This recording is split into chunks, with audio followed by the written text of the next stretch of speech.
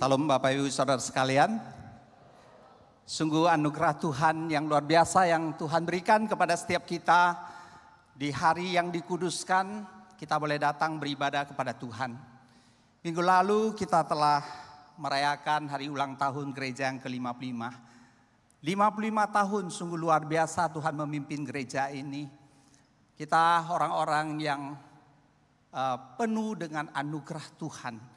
Kita telah diselamatkan, kita boleh bertumbuh bersama di gereja ini, mengalami akan kasih dan anugerah Tuhan yang begitu luar biasa. Bertumbuh bersama-sama, melayani Tuhan. Jadi sungguh baik Tuhan itu bagi setiap kita. Sebelum kita membaca firman Tuhan, merenungkan firman Tuhan, mari kita berdoa terlebih dahulu. Bapa di dalam surga, hamba sungguh bersyukur untuk kebaikan Tuhan, kasih setia Tuhan yang terus menyertai kami. Kami bersyukur Tuhan jikalau pada pagi hari ini menjelang siang kami boleh kembali datang ke hadirat-Mu. Kami mau menyembah Tuhan yang maha baik itu. Kiranya Tuhan Engkau sendiri layakkan setiap kami. Hamba akan menyampaikan sebagian dari firman-Mu. Kiranya Tuhan Engkau memberkati. Pakai firman-Mu untuk melawat setiap kami. Memberi penghiburan, ketekunan, dan pengharapan di dalam Tuhan. Hamba pertaruhkan waktu di depan ke dalam tangan Tuhan. Kiranya hanya Tuhan saja ditinggikan, dimuliakan. Terpuji nama-Mu ya Tuhan. Demi nama Tuhan Yesus kami berdoa. Amin. John Stott setiap hari ketika dia bangun di pagi hari berdoa, Bapa Surgawi, aku berdoa agar hari ini aku boleh hidup di hadapan hadirat-Mu. Dan lebih menyenangkan hati-Mu.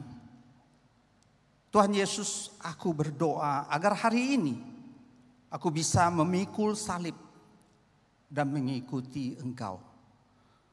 Roh Kudus, aku berdoa agar hari ini Engkau mengisi hidupku dan membuat buah roh menjadi matang dalam hidupku. Itulah doa yang dinaikkan John Stott setiap pagi. Tidaklah mengherankan jika banyak orang yang mengenal John Stott secara pribadi. Mereka mengatakan bahwa ia adalah orang yang paling menyerupai Kristus yang pernah mereka jumpai. Bapak Ibu Saudara, Rasul Paulus mengatakan pada ayat keempat, sebab segala sesuatu yang ditulis dahulu, seperti tadi responsoria ya, telah ditulis untuk menjadi pelajaran bagi kita, supaya kita teguh berpegang pada pengharapan dan ketekunan dan penghiburan dari kitab suci. Segala sesuatu yang tulis dahulu mengacu pada perjanjian lama. Rasul Paulus mengutip kata-kata perjanjian lama yang ditulis supaya kita memperoleh ketekunan, penghiburan, dan pengharapan.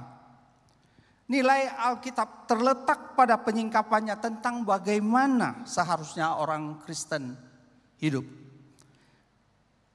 Ketekunan yang ditunjukkan oleh tokoh Alkitab saat melewati penderitaan sungguh menginspirasi orang-orang percaya segala abad dan segala zaman. Misalnya Musa. Saat Musa sebagai pangeran, ia mendapat pendidikan terbaik di Mesir.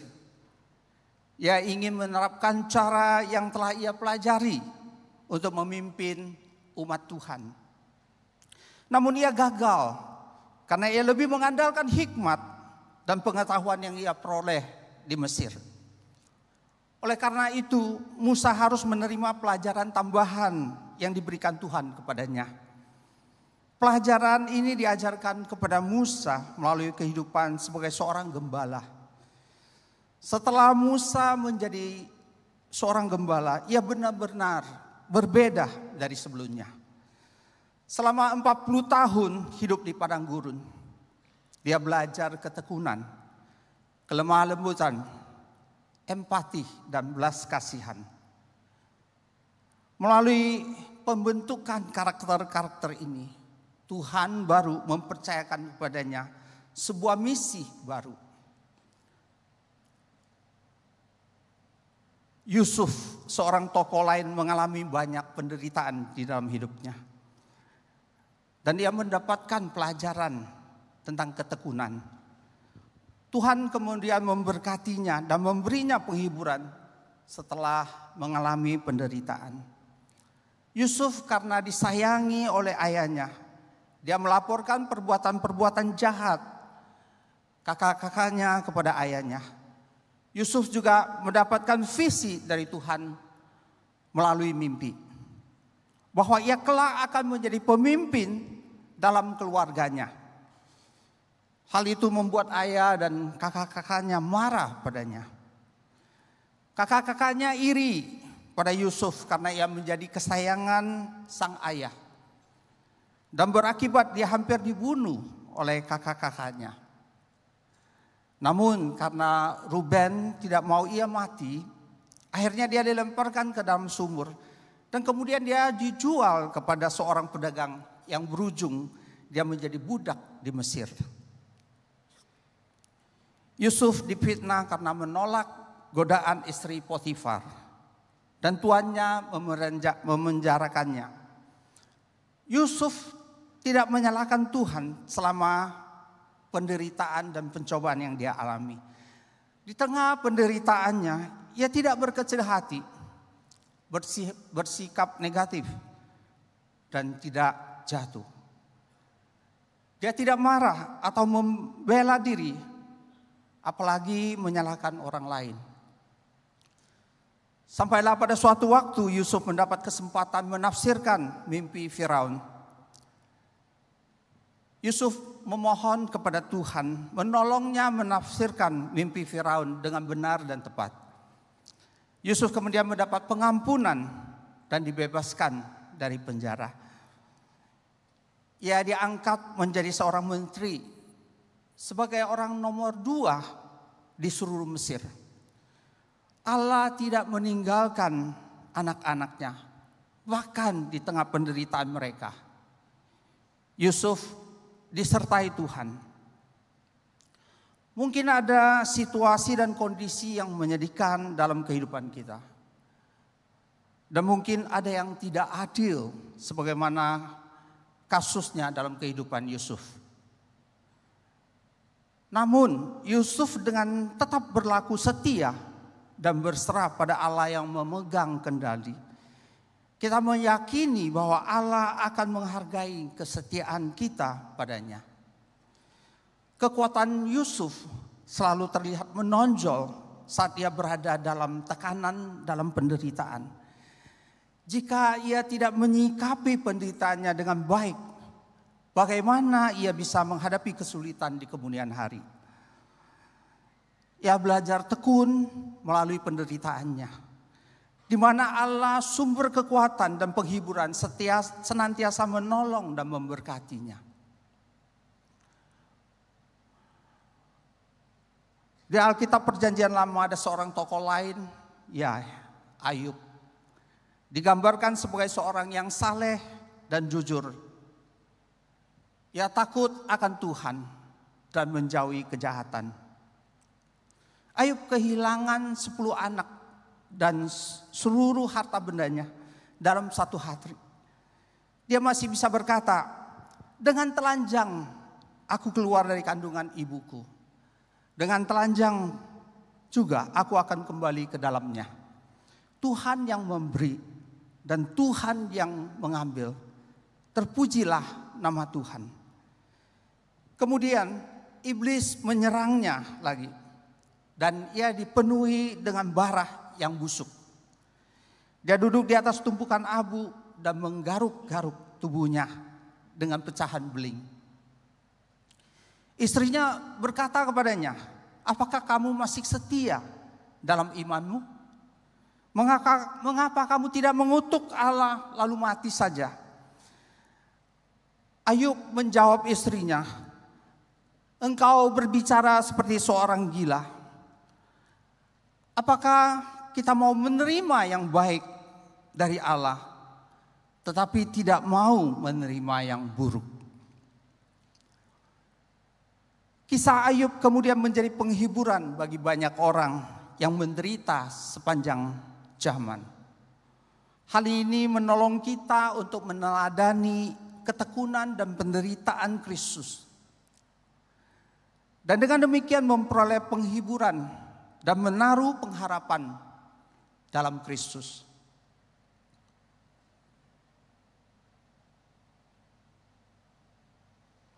Penderitaan Kristus jauh lebih besar dari penderitaan semua orang. Melampaui segala penderitaan manusia. Karena dia tidak menanggung penderitaan dirinya saja. Tetapi sesungguhnya penyakit kita lah yang ditanggungnya. Dan kesengsaraan kita yang dipikulnya. Tetapi dia tertikam oleh karena pemberontakan kita. Dan diremukkan oleh karena kejahatan kita. Tetapi Tuhan telah menimpakan kepadanya kejahatan kita sekalian. Yesus pernah berdoa kepada Bapa dan berkata, "Sekarang jiwaku terharu, dan apakah yang akan kukatakan? Bapa, selamatkanlah aku dari saat ini." Tidak, sebab untuk itulah aku datang ke dalam saat ini. Tetapi Tuhan berkehendak meremukkan dia dengan kesakitan. Dan pada jam 3 sore berserulah Yesus dengan suara nyaring, "Allahku, Allahku, mengapa engkau meninggalkan aku?"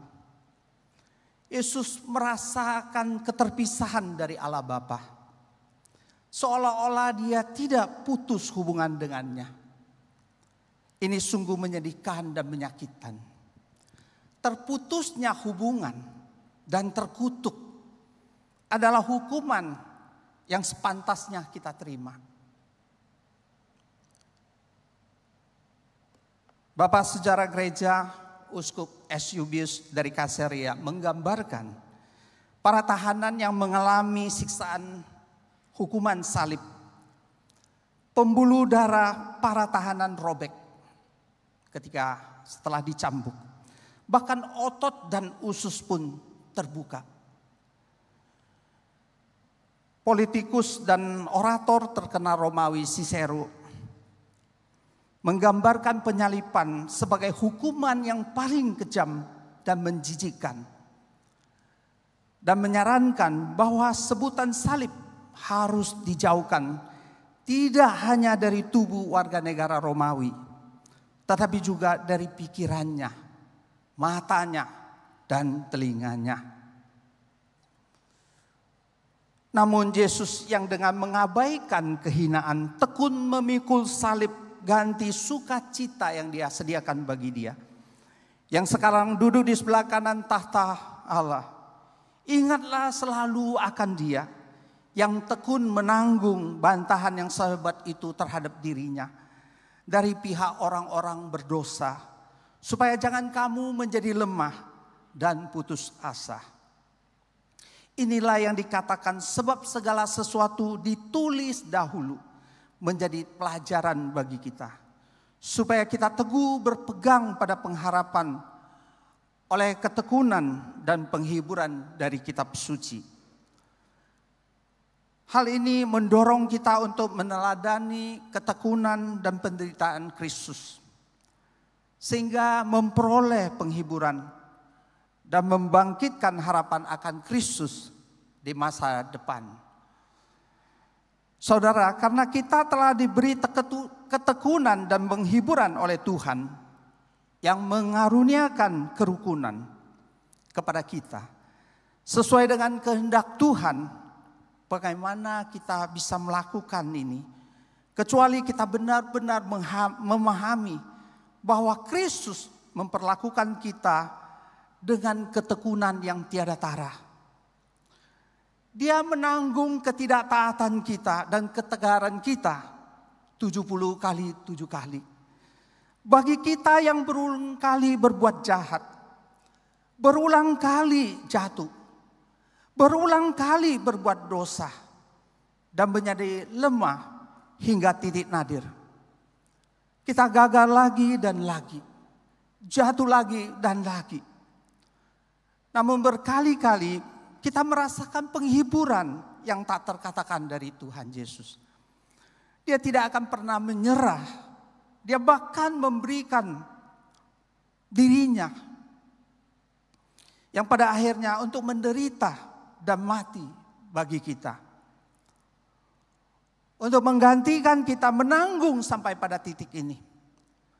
Ayat ke-6. Kitab Roma 15 ayat ke-6.